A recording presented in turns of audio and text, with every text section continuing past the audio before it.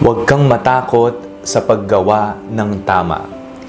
Ako po si Father Fiel Pareha at ito po ang ating segment, ang Daily Devotion, na kung saan tayo po ay magdarasal, magbabasa at magninilay kasama ng salita ng Diyos sa buong taon. Manalangin tayo. Sa ngalan ng Ama, ng Anak at ng Espiritu Santo. Amen. Halina, banal na Espiritu, liwanagan mo ang aming puso at isip, nang maunawaan at mahis sa buhay namin ang iyong salita. Amen. Our Bible passage for today is from the Gospel of St. Matthew chapter 1, verses 18 to 21, and I read it for you. Now the birth of Jesus the Messiah took place in this way. When his mother Mary had been engaged to Joseph, but before they lived together, she was found to be with child from the Holy Spirit. Her husband Joseph, being a righteous man and unwilling to expose her to public disgrace, planned to dismiss her quietly.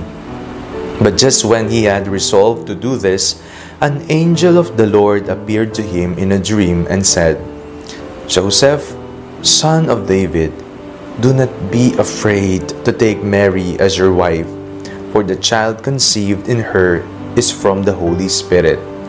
She will bear a son, and you are to name him Jesus, for he will save his people from their sins."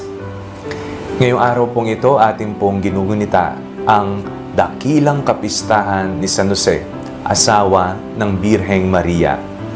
Ang ating pong binasang ebanghelyo sa araw na ito ay isang tagpo na lagi nating naririnig pag malapit na ang Pasko.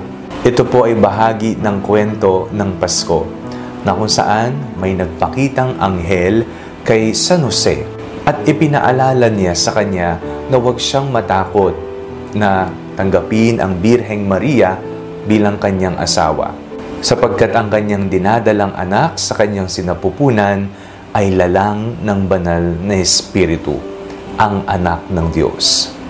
Huwag kang matakot na gumawa ng tama. Sa ating pong modernong panahon, nakikita po natin tila ba nakikiuso, sumasabay sa agos ang ibang tao, kahit na mali na, kahit na hindi tama. Maraming gumagawa kaya nakikiisa, nakikigaya. Tinataya na ang dignidad, tinataya ang katotohanan. Kahit alam na nilang mali, ginagawa pa rin. Tayong mga Kristiyano ay tinatawag na huwag matakot gumawa ng tama.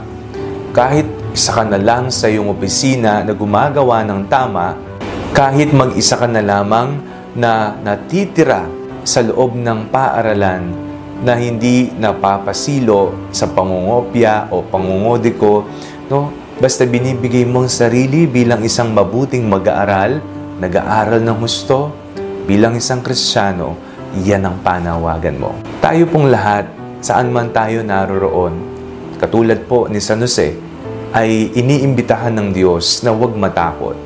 Huwag matakot na gawin kung ano ang tama. Huwag tayong matakot kahit nag-iisa na lamang tayo na nagiging tinig sa kadiliman ng mundo, nagiging liwanag sa mundong ating ginagalawan. San Jose, ipanalangin mo kami. Huwag sana kaming matakot gumawa sa kung ano ang tama. Manalangin tayo. Panginoong Hesukristo, ikaw ay matuwid. Ikaw ay mabuti. Ikaw ay maawain. Bigyan niyo po kami ng lakas ng loob palagi na gawin kung ano ang tama. Katulad ni San Jose, maging modelo nawa namin siya upang matupdan ang kalooban ng Diyos. Amen. Sa ngalan ng Ama, ng Anak, at ng Espiritu Santo.